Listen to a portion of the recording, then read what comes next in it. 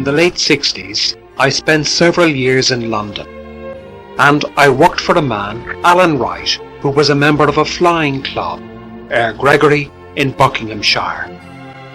Alan invited me to fly with him at weekends when I had nothing better to do, and I enjoyed many hours in the air flying over the lovely Buckingham landscape.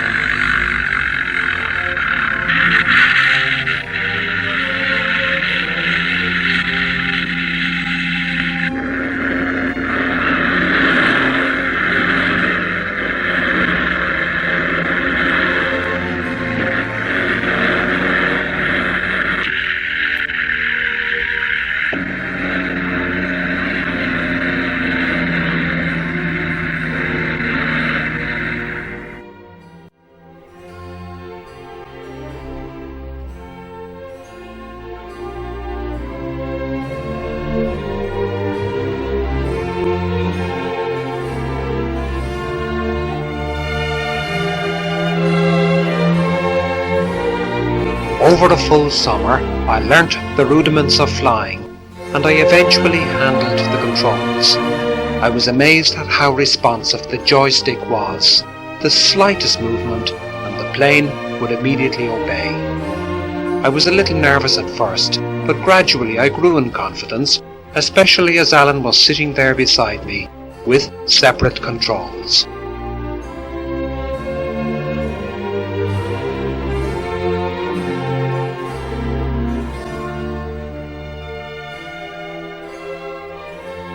Whilst we were in frequent radio communication with the control tower, and Alan spoke a constant series of strange words and numbers, one became so used to the landscape, the sandpits, farmstead, even the sewage treatment plant became a welcome sight, because you knew you were on course, and a radio failure did not mean that you were lost.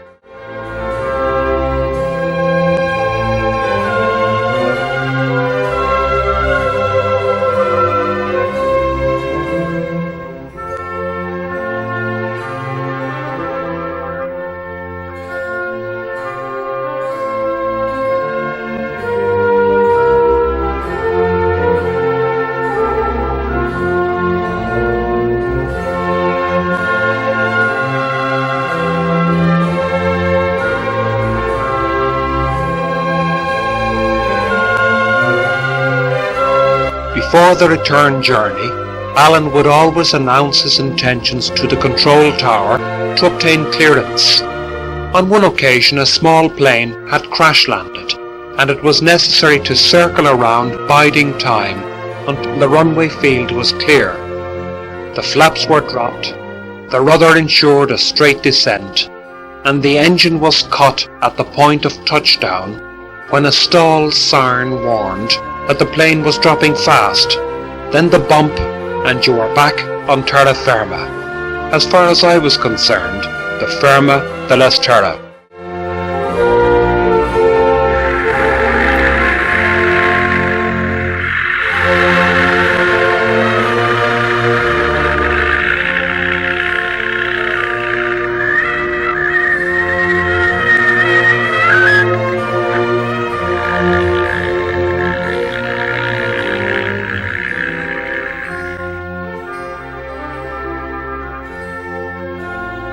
Whilst it was great to be flying high over the treetops, there was always a great sense of relief to be back on the ground.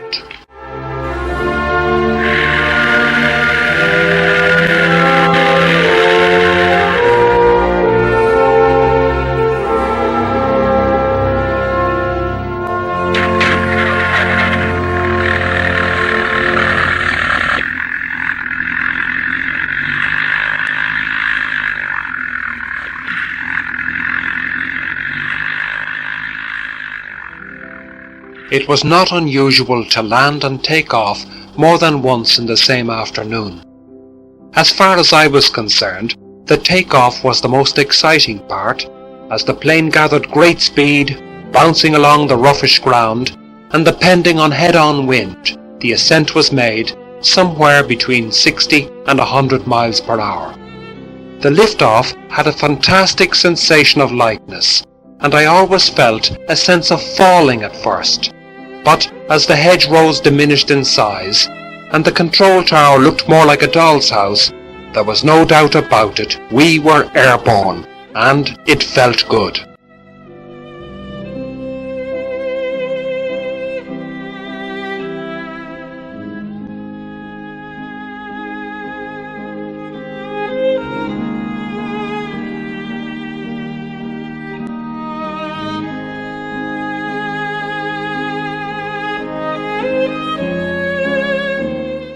On at least one occasion, I managed to take off all alone.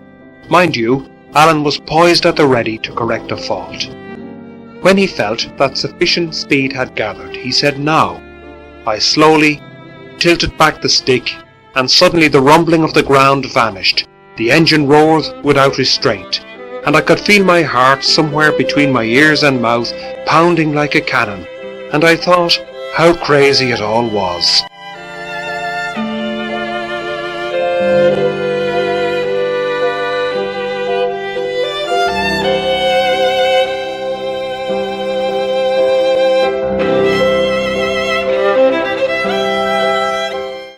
I resolved that someday I would find a nice sensible hobby, one a little more down to earth, with less risk to life or limb.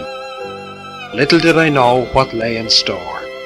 Perhaps I should have stayed in England and simply kept to aeroplanes, with my head above the clouds.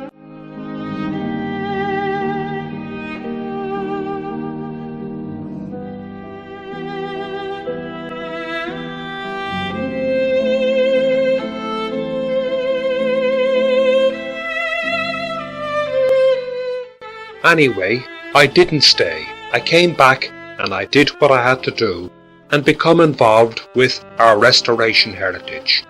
But there's no denying that occasionally I look back upon my sojourn across the water and the pleasant weekends in the sky with Alan, with hardly a worry in the world except that the wretched machine should stay up, at least until it was time to come back down to earth again.